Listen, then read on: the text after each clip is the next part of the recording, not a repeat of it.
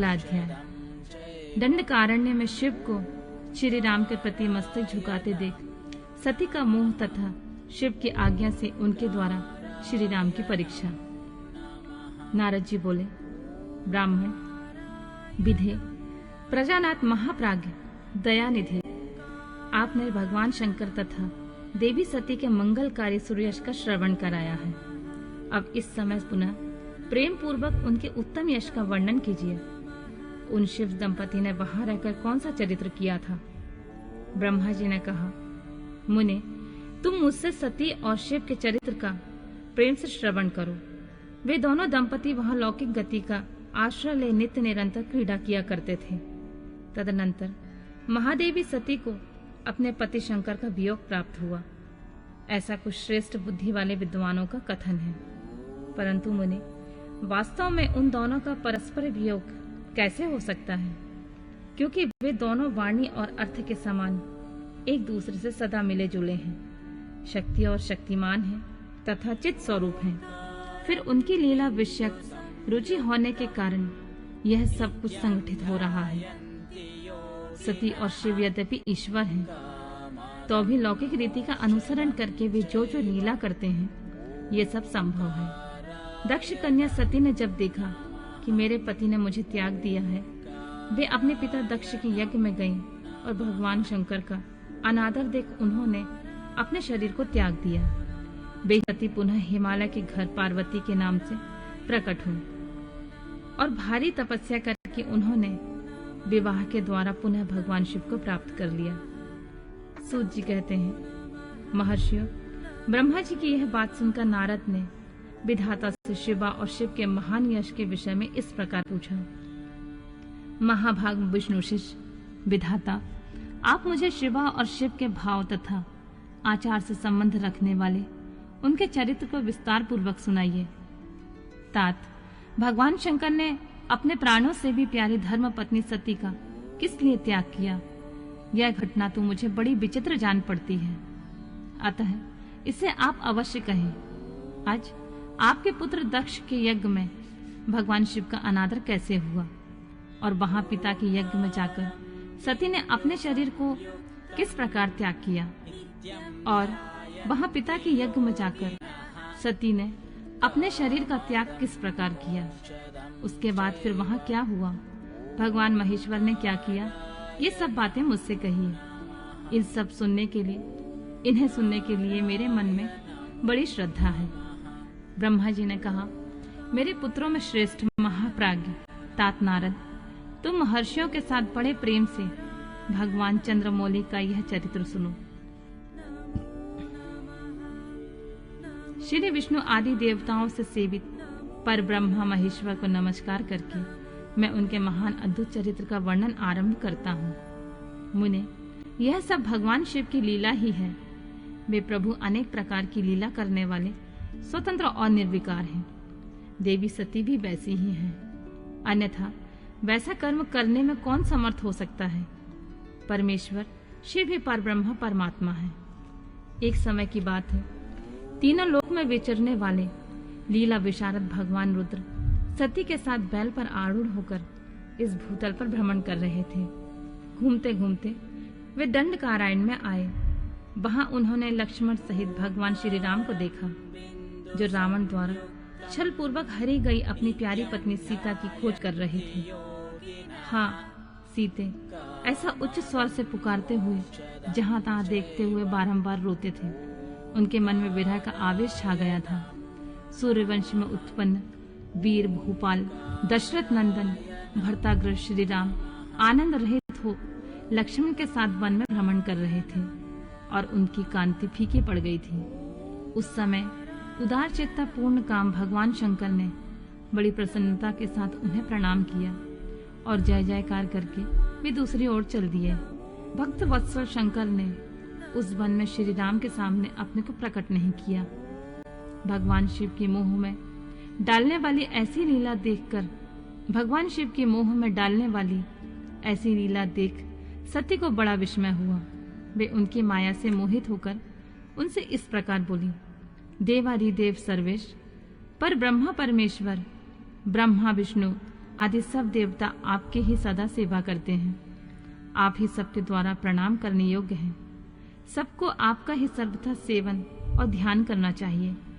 वेदांत शास्त्र के द्वारा यत्न पूर्वक जानने योग्य वेदांत शास्त्र के द्वारा यत्न पूर्वक जानने योग्य निर्विकार परम प्रभु आप ही हैं। नाथ, ये दोनों पुरुष कौन हैं? इनकी आकृति विरह अवस्था से व्याकुल दिखाई देती है। ये दोनों धनुर्धर वीर वन में विचरते हुए भागी और दीन हो रहे हैं। इनमें जो ज्येष्ठ हैं, उसकी अंग कांति नीलकमल के समान श्याम है। उसे देखकर किस कारण से आप आनंद विभोर हो उठे थे? आप इस समय भक्त के समान विनम्र क्यों हो गए थे स्वामी? कल्याणकारी शिव, आप मेरे संशय को सुने। प्रभु, सेव्य स्वामी अपने सेवक को प्रणाम करे, क्या यह उचित जान पड़ता है? ब्रह्मा जी कहते हैं, नारद, कल्याणमयी परमेश्वरी आदि शक्ति सती देवी ने शिव की माया के वशीभूत होकर भगवान शिव से इस प्रकार प्रश्न किया। जब सती की यह बात सुनकर लीला विशारद परमेश्वर शंकर हंसकर उनसे इस प्रकार बोले, देवी सुनो, मैं प्रसन्नता पूर्वक यथार्थ बात कहता हूँ, इसमें छल नहीं है। वरदान के प्रभाव से ही मैंने इन्हें आदर पूर्वक प्रणाम किया है। प्रिय, ये दोनों भाई वीरों से सम्मानित हैं। इनके नाम हैं श्री राम और लक्ष्मण। इनका प्राकट्य सूर्यवंश में हुआ है। ये दोनों राजा दशरथ के विद्वान पुत्र हैं। इनमें जो गौर रंग के छोटे बंधु हैं, वे साक्षात शेष के अंश हैं। उनका नाम लक्ष्मण है। इनके बड़े भाई का नाम श्री राम है। इनके रूप में भगवान विष्णु ही अपने संपूर्ण अंश से प्रकट हुए हैं। उपद्रव इनसे दूर ही रहते हैं। ये साधु पुरुषों की रक्षा तथा हम लोगों के कल्याण के लिए इस पृथ्वी पर अवतीर्ण हुए हैं। ऐसा कहकर सृष्टिकर्ता भगवान शंभु चुप हो गए। भगवान शिव की ऐसी बात सुनकर भी सती के मन को इस पर विश्वास नहीं हुआ। क्यों न हो, भगवान शिव की माया बड़ी प्रबल है।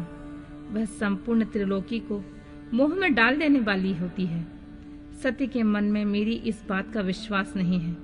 यह जानकर लीला विशारद प्रभु सनातन शंभु यूं बोले, देवी मेरी बात सुनो। यदि तुम्हारे मन में मेरे कथन पर विश्वास नहीं है तो तुम वहां जाकर अपनी ही बुद्धि से श्री राम की परीक्षा कर लो। प्यारी सती, जिस प्रकार तुम्हारा मोह या भ्रम नष्ट हो जाए वह करो।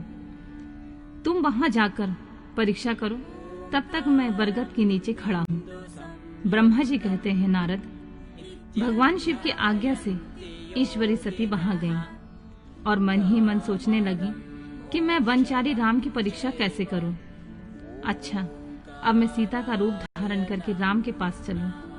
यदि राम साक्षात विष्णु हैं, तब तो सब कुछ जान लेंगे, अन्यथा वे मुझे नहीं पहचानेंगे। ऐसा विचार सती ने सीता बनकर श्री राम के समीप उनकी परीक्षा लेने के लिए गई। वास्तव में वे मुंह में पड़ गई थीं।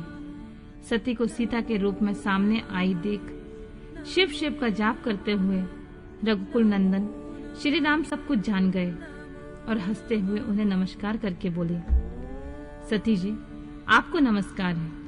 आप प्रेम पूर्वक बताएं, भगवान शंभु कहाँ हैं? आप पति के बिना अकेली ही इस वन में क्यों आई हैं?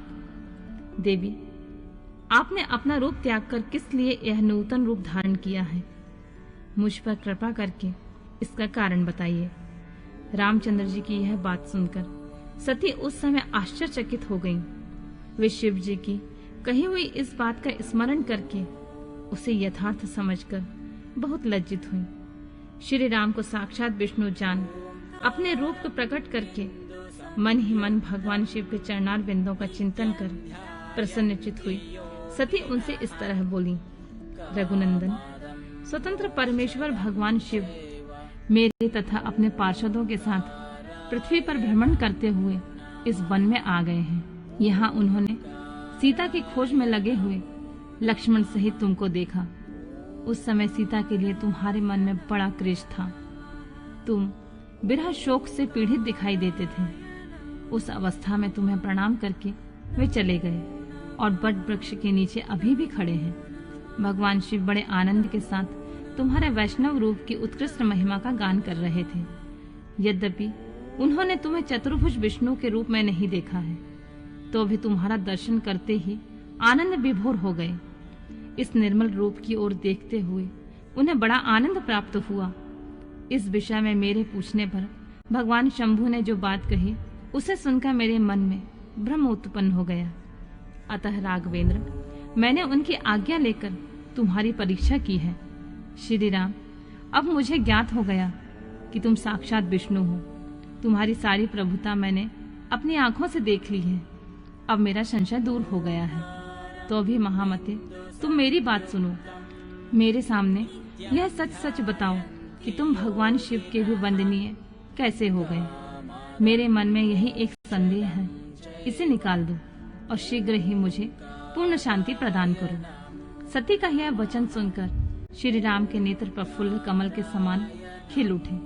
उन्होंने मन ही मन अपने प्रभु भगवान शिव का स्मरण किया। इससे उनके हृदय में प्रेम की बाढ़ आ गई। मुने, आज्ञा न होने के कारण वे सती के साथ भगवान शिव के निकट नहीं गए तथा मन ही मन उनकी महिमा का वर्णन करके श्री रघुनाथ जी ने सती से कहना प्रारंभ किया।